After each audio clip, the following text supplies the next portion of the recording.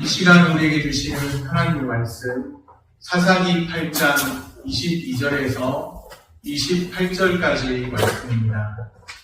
구약성경 375쪽입니다.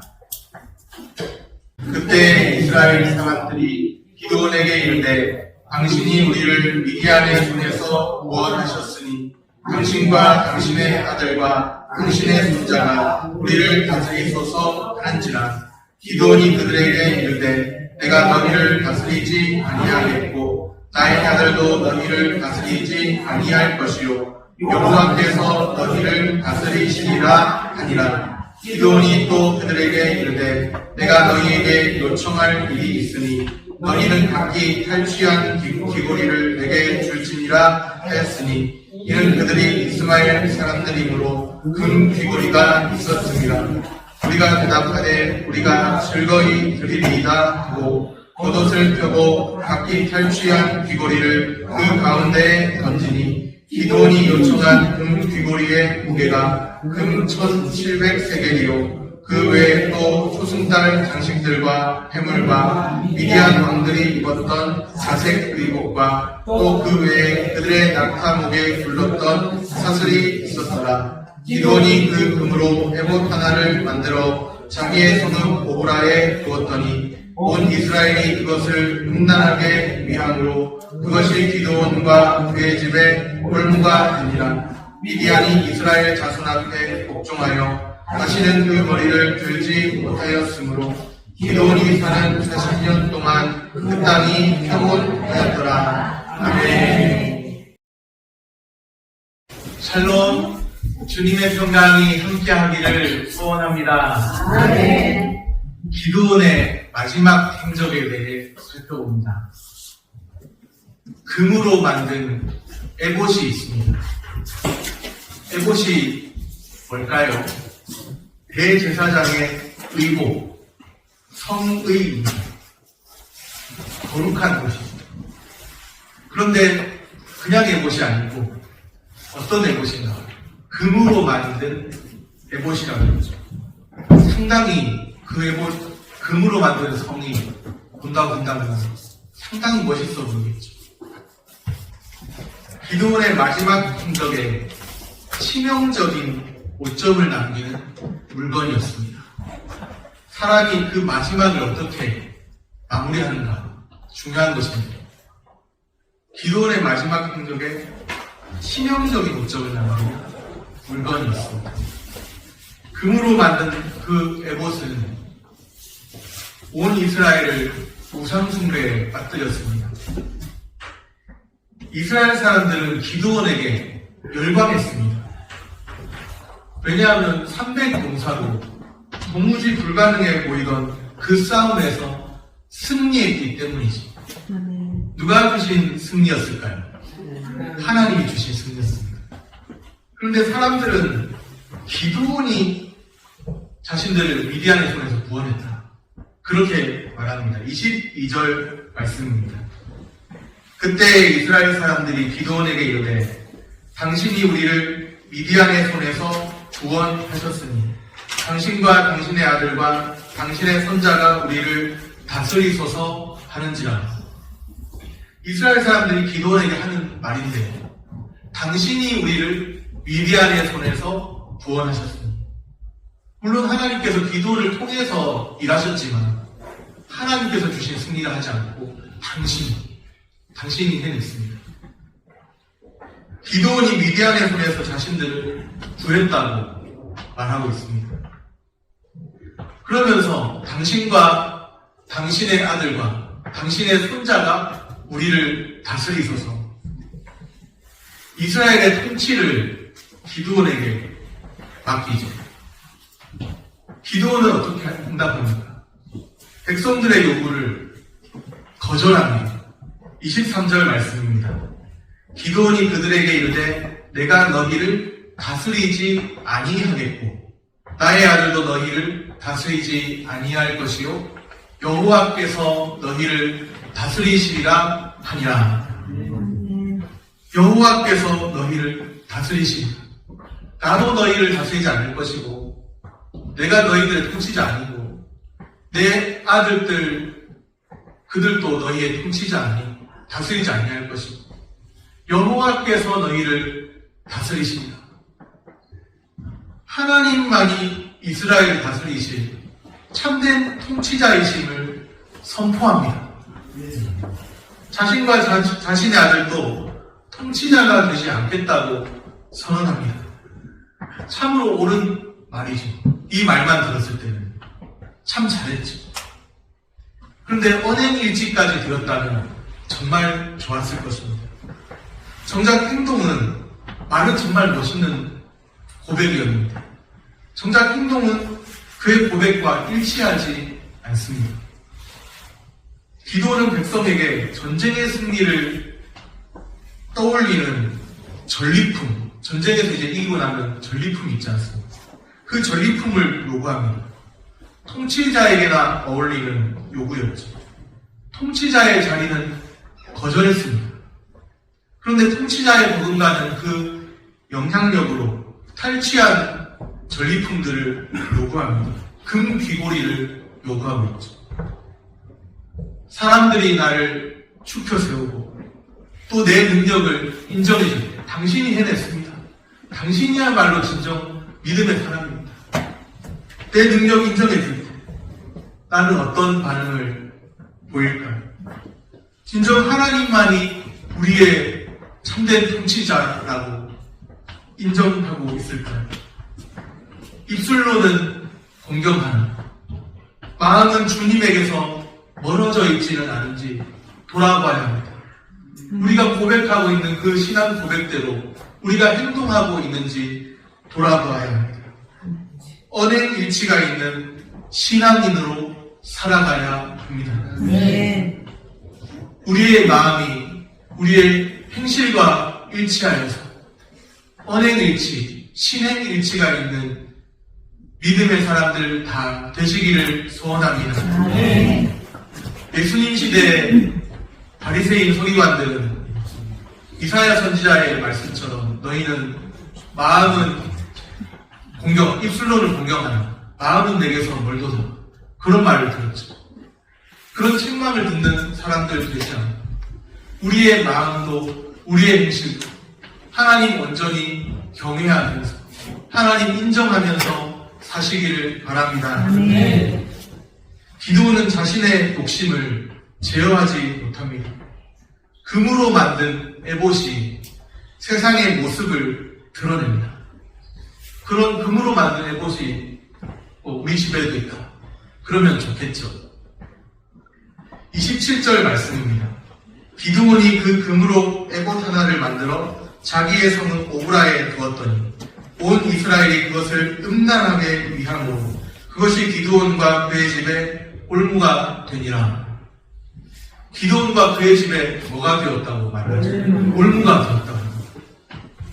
금 에봇이 좋다고 그렇게 노래를 부르더니 올무가 되고 말합니다. 금덩어리 귀한 것 있으면 참 좋을 것 같고 금으로 만든 에봇이 있으면 참 좋을 것 같은데 그것이 자신들을 함정에 빠뜨리는 것이 되고 말았습니다. 올가매는 것이 올가미가 되고 말았습니다. 기드온은 금 에봇을 만들어 고향 오브라에 두었습니다. 백성들이 그것을 음란하게 위했다고 말씀에 표현되어 있습니다. 금 에봇, 이스라엘 백성에게 우상이 되었습니다. 어처구니 없는 일이 발생했죠. 미디안과의 싸움에서 백성을 구원하는 전쟁에서 이겼습니다. 백성을 고통에서 건져낸 거예요. 그런데 다 이긴 후에 백성을 다시 우상숭배로 몰아넣고 더 큰 고통 가운데 몰아넣고 말았습니다. 금 에봇이 그 명백한 증거입니다. 우리가 입술로 하나님을 나는 이렇게 믿는다. 그것도 참 중요한 것이긴 하지만 그의 행실이 그 자신을 증명합니다. 금 에봇이 명백한 증거입니다. 언행일치가 없는 삶에 대한 증거입니다. 자신의 마지막 행적에 남긴, 기도원 자신의 마지막 행적에 남긴 5점입니다. 기도원 하면 우리는 떠올리잖아요. 기도원과 300용사. 하나님께서 쓰신 위대한 자. 그런데 마지막에는 금으로 만든 에봇을 만들어가지고 치명적인 오점을 남긴 거예요. 기도원을 보면서 안타까운 일이 있습니다. 큰 용사여, 여호와께서 너와 함께 계시거든. 사사기 6장 12절에 기도원이 그렇게 하나님의 부르심을 받고 시작했거든요. 큰 용사여, 여호와께서 너와 함께 계시거든. 스스로 그때 자신은, 기도원 자신은 어떻게 말했습니까? 나는 큰 용사가 아니고 나는 작은 사람입니다. 나는 작은 지파의 작은 그냥 그런 사람입니다. 큰 용사로 하나님께서는 부르셨습니다.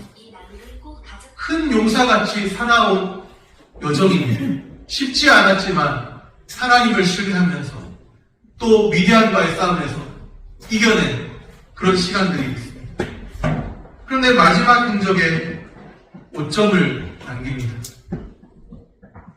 기도원이 그러면 믿음의 사람이 아닌가? 기도원이 믿음의 사람이에요? 믿음의 사람이 아니에요? 믿음의 사람이에요. 왜냐? 히브리서 11장 믿음장이죠. 거기에 보면 기도원의 이름이 언급됩니다. 내가 무슨 말을 더하리요? 기도원, 바락, 삼손, 입다. 분명히 히브리서 11장 믿음장에 기도원의 이름이 언급되고 있습니다. 기도원의 이름이 그 믿음장 안에 기록되어 있습니다. 그 말은 기도원도 곧 믿음의 사람이라는 거예요. 믿음의 사람.